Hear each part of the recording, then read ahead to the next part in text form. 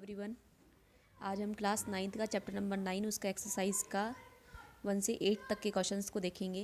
ठीक है, मैंने यहाँ पे इस बुक का आपको फ़ोटो दे रखा है जिससे आपको कोई प्रॉब्लम नहीं होगा। ठीक है, तो हमारा फर्स्ट क्वेश्चन है यहाँ पर, how does the force of gravitation between two objects change when the distance between them is reduce to half. कि जो ग्रेविटेशन है दो ऑब्जेक्ट के बीच का, ठीक है, वो कैसे चेंज होगा अगर हमने उसकी जो डिस्टेंस है उसको क्या कर दिया, हाफ कर दिया है। उनके बीच का जो डिस्टेंस है उसको क्या कर दिया हमने, हाफ कर दिया है। हमको पता है क्या कि यूनिवर्सल लॉ ऑफ ग्रेविटेशन होता है, उसके अकॉर्डिंग हमारे पास में एफ का फॉर्मूला क्या आता है, F equal to force equal to, ठीक है, between two objects, F equal to G m1 m2 divided by r square. जहाँ पर m1 m2 क्या है, उस मास के मतलब जो दो ऑब्जेक्ट है उस जो टू बॉडीज़ है हमारे पास में उसके मास है। अगर हमने आर को क्या कर दिया, यहाँ पर r/2 कर दिया, ठीक है, हमने क्या कर दिया, डिस्टेंस को रिड्यूस कर दिया। ठीक है, तो जैसे हम डिस्टेंस को रिड्यूस करते हैं तो हम जैसे ही इसको फॉर्मूले में प्लेस करते हैं तो क्या हो जाएगा, ये r/2, इसका भी स्क्वायर है तो आर स्क्वायर ऊपर की ओर, नीचे की ओर क्या जो नीचे की ओर 2 का स्क्वायर था मतलब 4 था, वो कहाँ चले जाएगा, इसमें ऊपर की ओर चले जाएगा। ठीक है, इस तरीके से हमारे पास में जो जैसे ही डिस्टेंस आप कम करोगे तो जो फोर्स लगेगा वो बढ़ जाएगा पहले कंपेयर में। और आप थोड़ा सा कॉमन सेंस भी अगर आपका लगेगा तो अगर हमारे पास में टू बॉडी है तो जैसे ही इन बॉडीज़ के बीच में डिस्टेंस कम होगा तो फोर्स ऑफ अट्रैक्शन जो होगा वो क्या होगा, ज़्यादा लगेगा। ओके, नेक्स्ट हमारे पास में क्वेश्चन, सेकेंड क्वेश्चन है हमारे पास में, gravitational force acts on all objects in proportion to their masses. Why then does a heavy object not fall faster than a light object? ठीक है, कि अगर हम दो ऑब्जेक्ट्स को, हल्की और भारी दोनों ऑब्जेक्ट को अगर हम ऊपर से फेंकते हैं, ठीक है, बशर्ते यहाँ पर कोई भी एयर का रेजिस्टेंस नहीं लग रहा हो, सबसे बड़ी बात यह है, तो ये दोनों एक साथ ही टाइम के अकॉर्डिंग नीचे आती हैं। क्यों आती है, ठीक है, देखिएगा इसमें, all object fall from the top with a constant acceleration called acceleration due to gravity. और अगर हम इस ड्यू टू ग्रेविटी का फॉर्मूला लिख रहे हैं तो स्मॉल जी इक्वल टू, ठीक है, capital G capital M divided by r square. जहाँ पर आर क्या है, रेडियस ऑफ अर्थ है, कैपिटल एम क्या है, यहाँ पर मास है, किसका मास है, अर्थ का मास है, जी हमारे पास में ग्रेविटेशन कांस्टेंट है। तो यहाँ पर जो दो ऑब्जेक्ट हम फेंक रहे हैं, अलग अलग फेंक रहे हैं, ठीक है, उनका जो स्मॉल एम है वो इस फॉर्मूले में कहीं पर भी नहीं आ रहा। तो अगर इस फॉर्मूले में नहीं आ रहा है तो मतलब वो इसको अफेक्ट नहीं कर रहा है, ठीक है, इस फॉर्मूले में कहीं पर भी नहीं है। तो हम क्या बोलेंगे, अगर हम जैसे ही उसको फेंकते हैं तो ड्यू टू ग्रेविटी, तो this is a constant on earth and there for the value of g does not depend on the mass of the object. ठीक है, अभी अभी हमने स्मॉल जी का वैल्यू देखा था, स्मॉल जी इक्वल टू, मैं लिख देती हूँ यहाँ पर small g equal to capital G, या आप लिख लेना capital M divided by r square.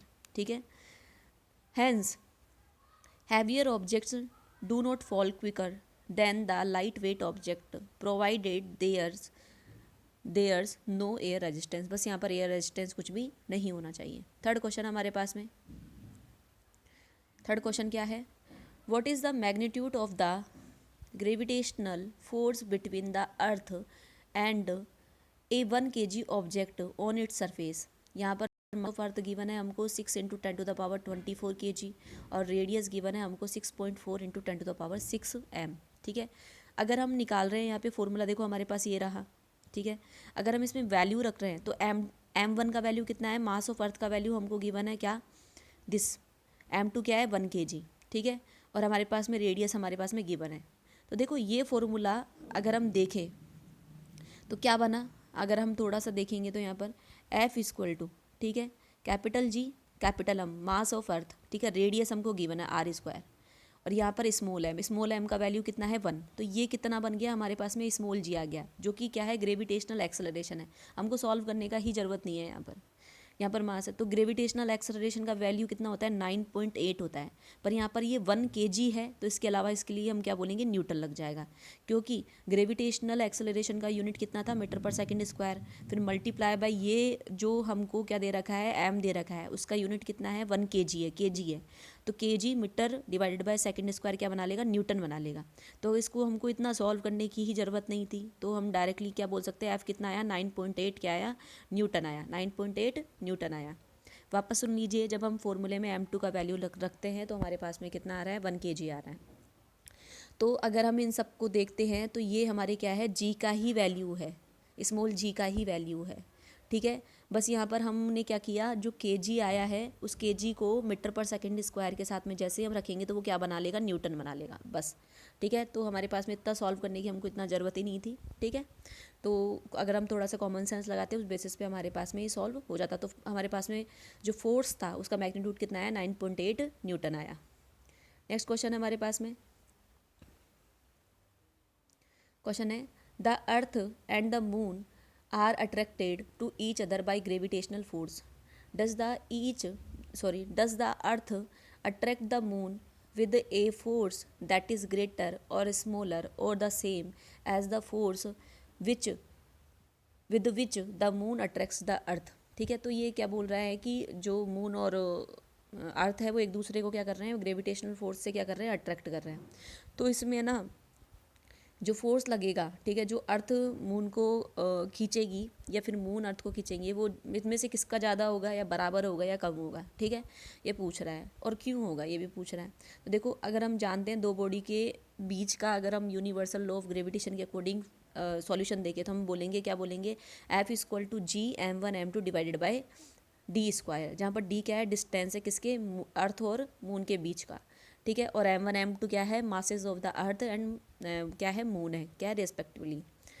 तो इस तरीके से हमारे पास में क्या आ जाएगा कि यहाँ पर हम बोलेंगे, क्या बोलेंगे कि the earth attracts the moon with a force same as the force with which the moon attracts the earth. मतलब क्या कि अगर दो बॉडी क्या कर रही है, ये यहाँ पर क्या कर रही है, एक दूसरे को अट्रैक्ट कर रही है, तो अगर इसका फोर्स F है तो इसका फोर्स भी F होगा, बस वो क्या होगा, अपोजिट डायरेक्शन में होगा, क्या होगा, अपोजिट डायरेक्शन में होगा। तो इन दोनों का फोर्स क्या है, सेम है, क्योंकि अगर इन दोनों के बीच का हम फोर्स निकालते हैं तो दोनों का जो फोर्स है वो दोनों बॉडी के ही मास पर डिपेंड कर रहा है, इसलिए किसी का भी जो मैग्नीट्यूड रहेगा फोर्स का वो कभी भी कम नहीं होगा। तो मून और अर्थ है वो दोनों एक दूसरे को सेम फोर्स से खींचेगी, ठीक है। तो यहाँ पर however these forces are in opposite direction by universal law of gravitation, the force between moon and also the sun can be. तो हम क्या निकालेंगे, F=, अर्थ है यहाँ पर ये, ठीक है, F=g m1m2 divided by D square. तो अगर यहाँ पर m1 m2 में से कोई भी एक नहीं आता तो हम बता देते भाई ये इस पर डिपेंड नहीं कर रहा है, ठीक है। नेक्स्ट क्वेश्चन हमारे पास में,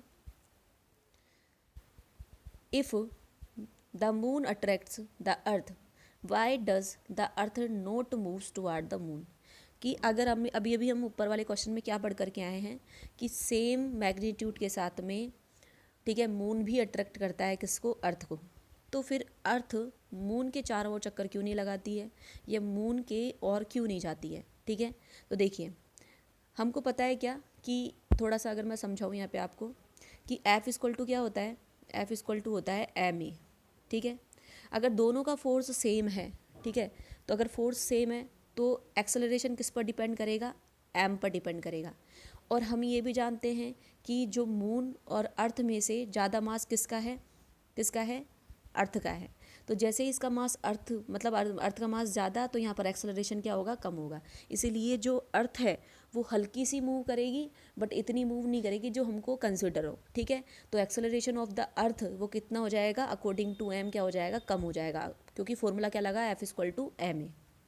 देख लीजिए यहाँ पर क्या है हमारे पास में, according to the universal law of gravitation and Newton's third law we all know that the force of attraction between two object is the same, however in the opposite direction. So the earth attracts the moon with a force same as the moon attracts the earth because but in opposite direction। तो हमने क्या बोला कि जैसा moon attract करेगा वैसा ही अर्थ भी attract करेगा, ठीक है। Since earth is larger in mass compare to that of the moon, ठीक है, जबकि अर्थ का क्या है, मास ज़्यादा है कंपेयर करें अगर मून के। It accelerate at the rate lesser than the acceleration rate of the moon. अब मून का मास क्या हो गया, कम हो गया, तो एक्सेलरेशन उसका ज़्यादा लगेगा। अर्थ का मास ज़्यादा हो गया, इसलिए F=ma के अकॉर्डिंग अर्थ का मास ज़्यादा है तो a क्या करेगा, कम लगेगा, जबकि मून का क्या लगेगा, ज़्यादा लगेगा। इसीलिए मून है ना जो अर्थ के चारों ओर चक्कर लगाता है और अर्थ मून के चारों ओर चक्कर नहीं लगाती है बिकॉज ऑफ द मास, ठीक है। तो इस तरीके से अगर हम इसको देखें टुवार्ड्स द अर्थ, ठीक है, there for the reason the earth does not move towards the moon. Next हमारे पास में question, what happen to the force between two object if, बहुत इजी क्वेश्चन है, अगर हम मास को, एक ऑब्जेक्ट के मास को डबल कर दें, या दूसरा डिस्टेंस को हम डबल कर दें फिर ट्रिपल कर दें, या फिर हम दोनों ऑब्जेक्ट के मास को क्या कर दें, डबल कर दें, तो हम क्या करेंगे, सिंपल सा फॉर्मूला लगाएंगे, क्या, एफ इक्वल टू कौन सा है, G m1 m2 divided by r square. तो सबसे पहले हम क्या कर रहे हैं, एक ऑब्जेक्ट के मास को क्या कर रहे हैं, डबल कर रहे हैं, क्या कर रहे हैं, एक ऑब्जेक्ट के मास को डबल कर रहे हैं। तो जैसे हमने एक ऑब्जेक्ट के मास को डबल किया तो यहाँ पर क्या हो जाएगा 2m1, ठीक है। तो जैसे हमने इसको करा तो ये f किस में चले गया, 2f में कर, तो जैसे हमने क्या किया, मास को डबल किया तो फोर्स भी क्या हो जाएगा, डबल हो जाएगा। इस तरीके से हमने जैसे ही डिस्टेंस को, सेकंड केस क्या कह रहा था, डिस्टेंस को पहले तो हम डबल कर रहे हैं, जैसे हम डबल कर रहे हैं डिस्टेंस को तो फोर्स क्या हो जाएगा 1/4, क्योंकि ये क्या है, स्क्वायर लगा हुआ है इस पर। नेक्स्ट है, उसके बाद में हम ट्रिपल कर रहे हैं तो यहाँ पर क्या हो जाएगा, ये यहाँ पर क्या हो जाएगा 9, क्योंकि यहाँ पर 3r है तो 3r का स्क्वायर, तो यहाँ पर क्या हो जाएगा, फोर्स F/9 हो जाएगा। नेक्स्ट है, उसके बाद में हम मास को क्या कर रहे हैं, दोनों ऑब्जेक्ट के मास को डबल कर रहे हैं, दोनों के ऑब्जेक्ट के मास को डबल कर रहे हैं, तो इस बेसिस पे क्या हो जाएगा हमारे पास में m1 भी 2m1 हो जाएगा और m2 भी 2m2 हो जाएगा। तो इस बेसिस पे हमारे पास फोर्स क्या हो जाएगा, 4f हो जाएगा। नेक्स्ट क्वेश्चन हमारे पास में, what is the importance of universal law of gravitation, ठीक है। यूनिवर्सल लॉ ऑफ ग्रेविटेशन क्या होता है कि हम जानते हैं कि दो ऑब्जेक्ट है वो एक दूसरे को क्या करती है, अट्रैक्ट करती है। इसी बेसिस पे इंपॉर्टेंस क्या है, क्या क्या काम आ रहा है ये, इसी वजह से the motion of the moon around the earth, तो इसी वजह से जो मून है वो अर्थ के चारों ओर चक्कर लगा रही है, ठीक है। The responsibility of gravity on the weight of the body which keeps us on the ground, तो इसीलिए ही हम ना धरती पर टिके हुए हैं। नेक्स्ट है, the tides because of the moon and there for the sun, इसीलिए ही जो समुद्रों में जो टाइड्स आते हैं वो किसकी वजह से आते हैं, मून और सन की वजह से आते हैं, ठीक है। इसीलिए ही जो पूरा की पूरा सोलर सिस्टम हमारे लाई करता है, ठीक है, मतलब क्या, सन के अराउंड सारे सारे प्लैनेट्स क्या होते हैं, चक्कर लगाते हैं। नेक्स्ट हमारे पास question, what is the acceleration of free fall, ठीक है, कि एक्सेलरेशन क्या होगा फ्री फॉल का, ठीक है। Acceleration due to gravity is the acceleration gain by an object due to gravitational force, ठीक है। On the earth all bodies experienced a downward force of the gravity, की हमेशा हर सब बॉडी क्या होती है कि एक एक्सपीरियंस क्या करती है, फील करती है ग्रेविटी की ओर डाउनवर्ड, ठीक है। Which earth's mass exert on them, the earth's gravity is measured by the acceleration of free falling objects, ठीक है। तो हम अर्थ की ग्रेविटी को मेजर करते हैं किससे, फ्री फॉलिंग ऑब्जेक्ट के एक्सेलरेशन से। At earth surface the acceleration of gravity is 9.8 metre per second square and it is denoted by g। Thus for every second of an object is in free fall, its speed increases by about 9.8 metre per second, ठीक है। तो अगर हम बात करें acceleration की, ठीक है, तो अगर कोई ऑब्जेक्ट फ्री फॉल है तो वो 9.8 मीटर पर सेकेंड की स्पीड से क्या होगा, उसका वेलोसिटी क्या होगा, इंक्रीज होगा, ठीक है, अगर वो डाउनवर्ड है। तो ये हमारे 8 क्वेश्चन कंप्लीट होते हैं। Thank you so much.